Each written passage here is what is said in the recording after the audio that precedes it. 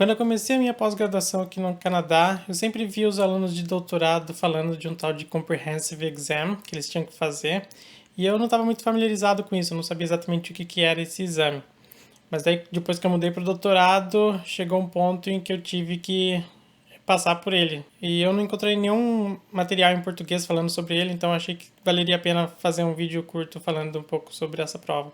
O Comprehensive Exam é basicamente um parecido com o que a gente chamaria de um exame de qualificação de doutorado, mas ele tem um formato um pouco diferente. Pelo que eu vi, é um tipo de exame que só tem na América do Norte, Estados Unidos e Canadá. Eu acho que na Europa não é tão comum.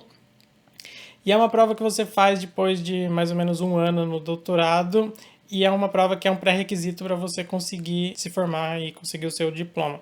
Essa prova funciona basicamente da seguinte forma. É um teste para avaliar o seu conhecimento de graduação, não necessariamente relacionado à sua pesquisa, mas sim ao seu conhecimento de graduação. E o formato varia bastante de universidade para universidade ou até mesmo entre departamentos. No meu caso, o departamento te dá 3 perguntas relacionadas a temas da graduação e você tem 3 semanas para preparar apresentações respondendo essas perguntas, e daí você precisa apresentar para uma banca que vai ver as suas apresentações e fazer perguntas sobre os temas. No meu caso, eu tive essas 3 perguntas que eu vou deixar aqui do lado, traduzido, e basicamente eu tinha que fazer uma apresentação para cada pergunta, e cada apresentação tinha 7 minutos, então eram 7 minutos para cada resposta, e como vocês podem ver, são perguntas bem amplas e genéricas, então são temas que basicamente cada uma é coberta num curso inteiro de graduação, e eles sabem disso, mas você tem que decidir o que você acha que é mais relevante apresentar, e eles vão fazer perguntas não só sobre sua apresentação, mas sobre coisas mais amplas relacionadas aos temas. E aí na minha prova, tinha 3 professores na banca, que eram do departamento, e, e a prova durou basicamente 2 horas, um pouquinho mais. Então você fazia a apresentação de 7 minutos para cada pergunta, e daí eles passavam em torno de meia hora perguntando sobre cada um dos tópicos. A prova em si não foi tão difícil, mas foi extremamente trabalhoso. As 3 semanas entre o momento em que eles enviam as perguntas para você e você começa a preparar a resposta foram extremamente estressantes. E eu passei basicamente todos os dias, o dia inteiro, lendo sobre o assunto, preparando slides, preparando as minhas respostas, estudando assuntos relacionados para estar preparado para as perguntas. E você pode ser aprovado, reprovado ou aprovado condicionalmente no Comprehensive.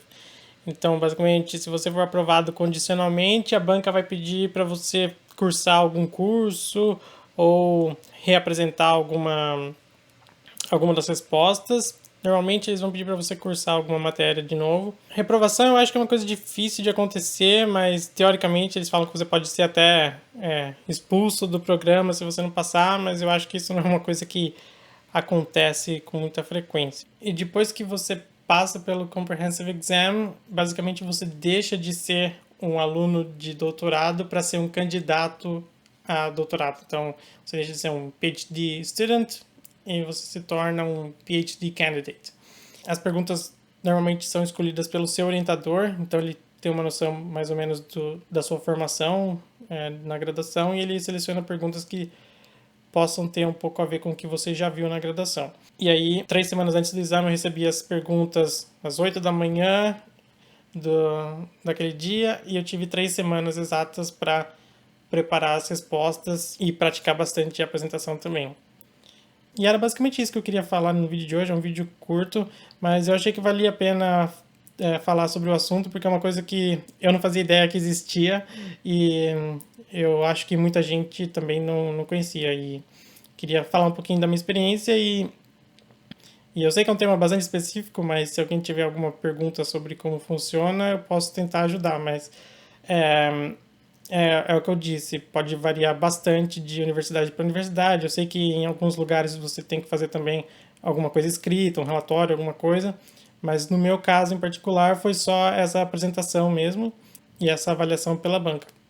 Eu espero que tenha sido útil e interessante, e eu vou tentar fazer mais vídeos ao longo dos próximos meses e próximas semanas, falando um pouco mais sobre doutorado e também sobre a vida aqui no Canadá. E é isso, até mais!